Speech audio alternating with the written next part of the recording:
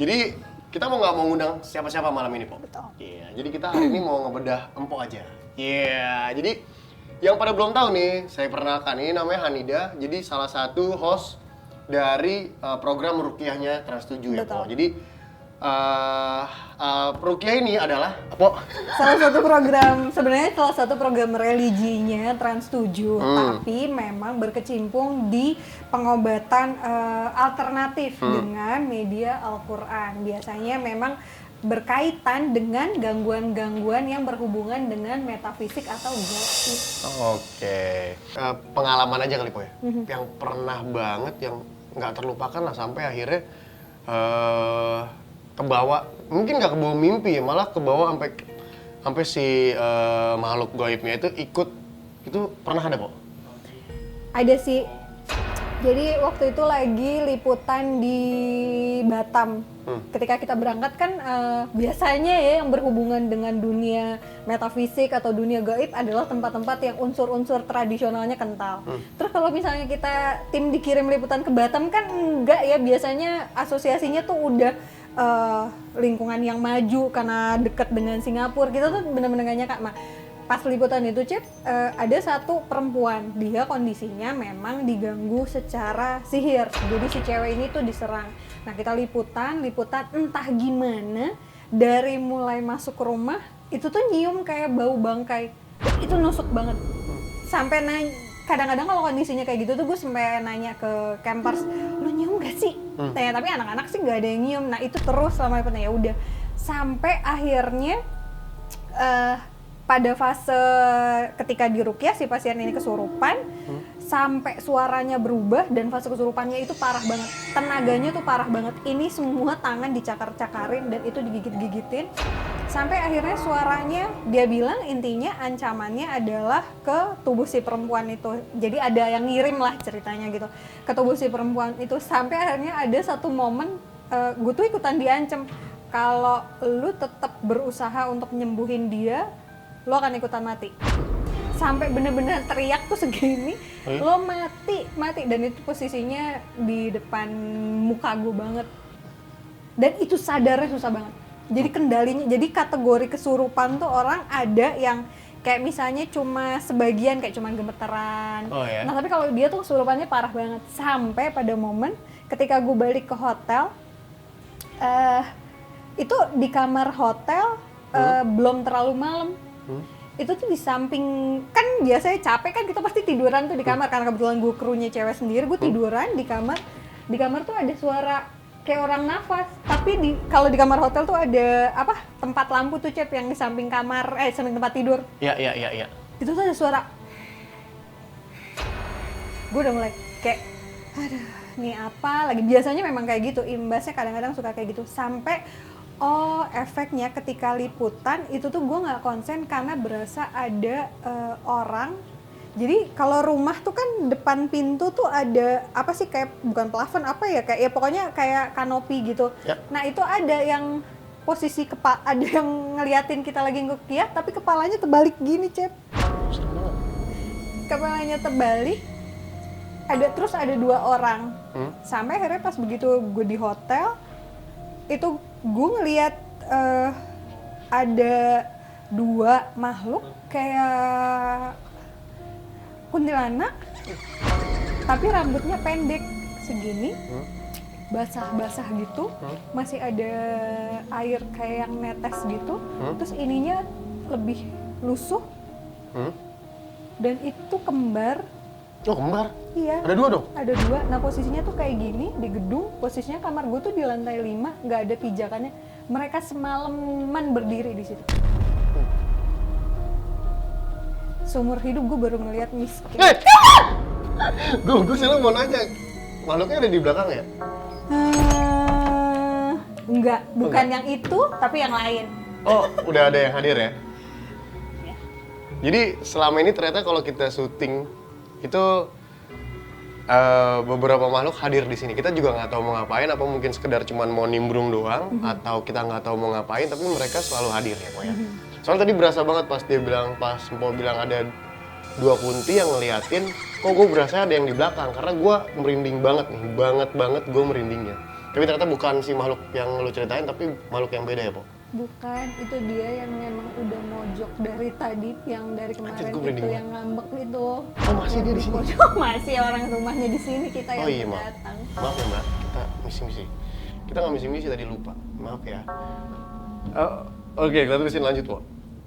Nggak enak tapi... tapi yang di sini belakang ini nggak enak, Po. Berasanya, Po. Iya. Heeh. Agak marah ya.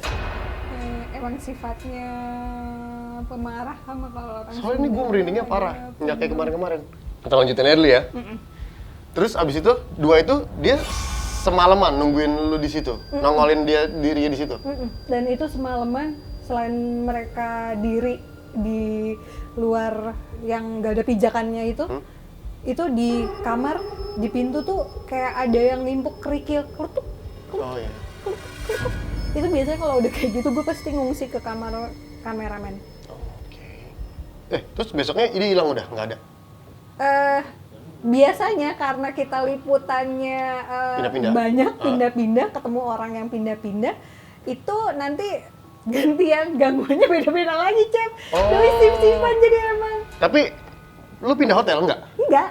Oh tetap di situ? Iya, tetap di situ. Tapi Masih- nanti tapi nanti bisa jadi berubah-berubah. Tapi kalau misalnya memang mereka merasa terusik ya, yang namanya mereka mau berbuat jahat terus ketahuan, terus kita mohon bantuan Allah untuk pengobatan gitu ya, mereka pasti biasanya akan merasa terusik dan neror. Terus kalau misalnya ini kan pengalaman lu sendiri ya, kameramennya pernah nggak? Kameramennya ada yang pernah disukain sih. Oh lebih disukain aja? Disukain. Kan makhluk-makhluk kayak gitu, ketika mereka hadir, bukan nggak mungkin tuh mereka juga suka sama bangsa manusia. Gua tidak bisa menjelaskan apa maksudnya, tapi pada kategori jin tertentu, makanya kan kayak kita muslim tuh harus ada doa perlindungan ketika misalnya kita masuk kamar mandi, which is itu adalah tempatnya mereka. Terus kayak misalnya kita mau lepas baju, karena ya mereka bisa punya rasa gue nggak konsen ngomongnya. Kenapa Po nggak konsen? Mereka punya rasa suka gitu. Enggak. sama- Ini kayak kok semakin banyak ya? Iya.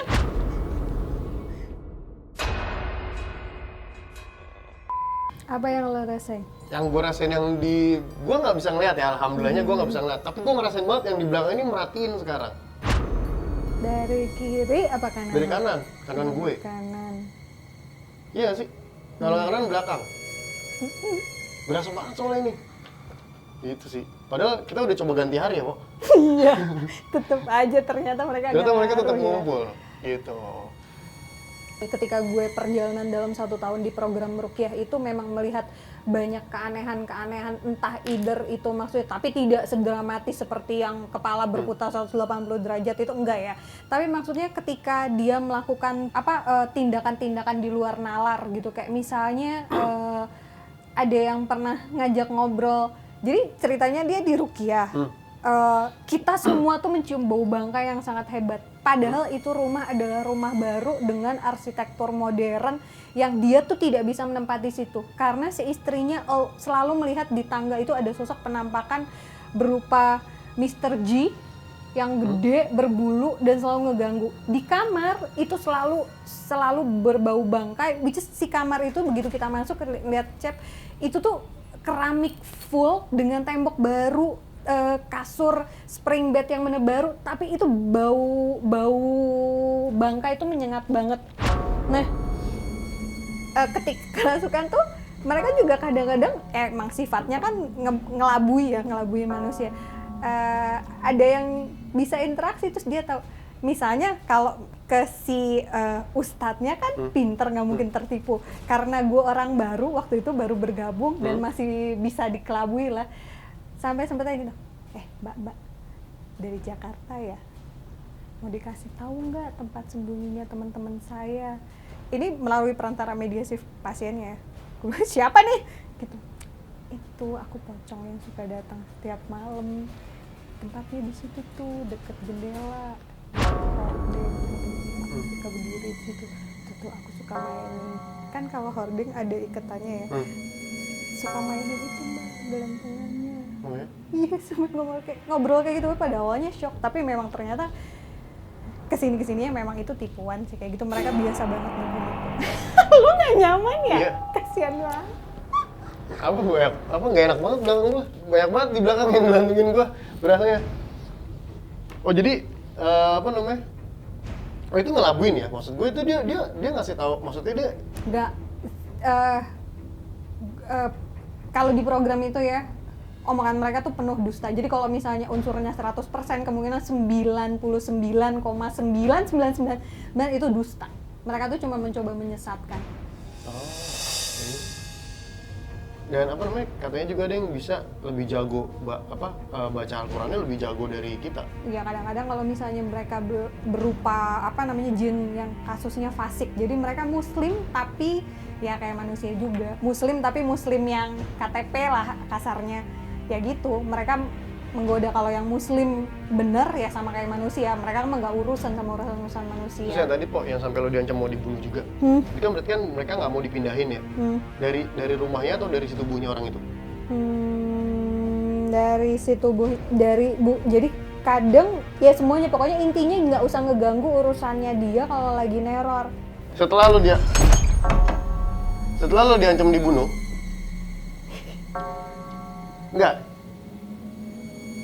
setelah lo diancam dibunuh, terus apa namanya,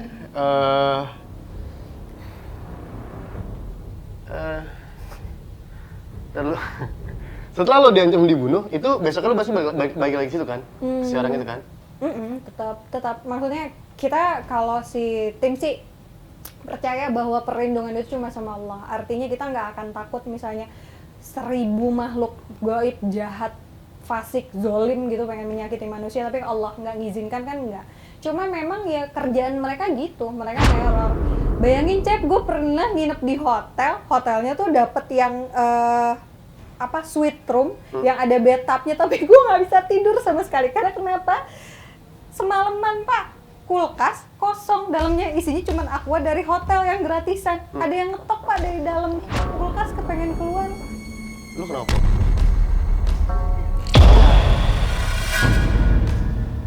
Ini banyak banget kayaknya ya, Po. Oh ini yang jahat nih, Ini jahat nih, Po ya. Yang muncul nih jahat nih ya. Soalnya lo sampai kayak gini, soalnya nggak biasa-biasa lo kayak gini nih. Ini jahat nih berarti ini. Yang muncul bukan yang dari sini nih kayaknya nih. Pendatang baru nih. Oke, Po? Kita lanjut? Lanjut. Ini kayaknya masih nggak enak nih. Kita nggak konsen nih. Nggak, ini gangguannya parah banget. Gue juga berasa banget, soalnya nggak biasa-biasa ini berasa banget. Berasa banget. Ini tuh lagi ada yang baris-baris gitu. Tadi? Rendro, sebelah Rendro. Belakangnya Kita? Rendro tuh di belakang yang di gang itu. Oh di gang itu lagi baris-baris? Situ. Banyak kok. Situ. Upacara kali? Si nona satu yang di pojok itu aja tuh sampai nyingkir. Oh ini beda lagi berarti nih ya? Oh ya? Dia ngapain tujuannya, Pak? Yang tadi lo bilang sih. Oh ini yang nggak suka ini ya? Oh ini yang ini makhluk baru ya? Pendatang ya? Dia tujuannya ngapain? Dia cuma mau ikut nimbrung, ikut diceritain pengalamannya mereka, atau mau rese?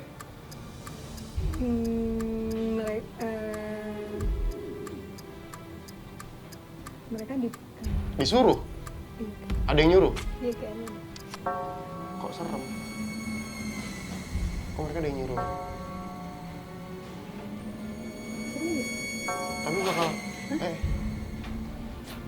Tapi bakal ngeganggu? Ya gitu mereka. Mereka ngapain baris? Banyak banget. Kayak ngejaga sih. Oh ngejaga? Bukan, maksudnya bukan ngejaga ya, tapi maksudnya kayak ya mereka merasa terus kita omongin sih. Oh, kan kita nggak ngomongin mereka, dari tadi kan kita ngomongin pengalaman lo sebenarnya. Ada yang singgung kali. Oh. Oke. Tadi ada yang bunyi nggak sih? Ada yang bunyi, iya. Lu pada denger gak sih ada yang bunyi di situ pojok? Hah? Lu Ndro, denger gak? Lu Ging? Iya. Hah, serius lu? Ada yang bunyi di situ kan pojok ya? Iya. Lu denger kan kok? Oh, gue 2 kali nengok karena bunyi. Iya, bunyi. Tapi gue udah ngeliat Cepi kagak konsen, soalnya ini lu. Tapi di belakangnya tuh ada yang Meluk. ntar dia berdiri, ntar dia jongkok, ntar dia berdiri, nanti berdiri, nanti dia jongkok. Posisinya Pas banget di gue. iya, bukan di lu kayak di nempel di lu kayak kemarin ya. Posisinya tuh ini Jauh. dia di luar, maksudnya di luarnya lu. Cuman apa namanya? Si Mister itu P. Oh iya? Mm-mm. Oh, dari tadi gue soalnya merinding banget pas lu ngomongin itu. Ini gue merinding lagi. Tapi mukanya tuh Hangus. iya. Kayak gitu dah.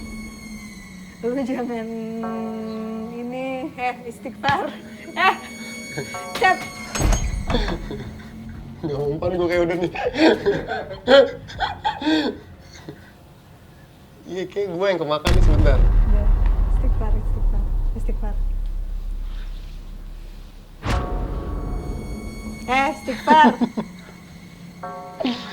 Ya, kita lanjut. Ntar dulu sebentar. Lu rasanya apa, Cep? Nggak enak. Apa? Bukan. Ini kayak gue berasa di antara ada nggak ada nih. Ntar dulu sebentar. Ntar dulu gue lawan dulu sebentar.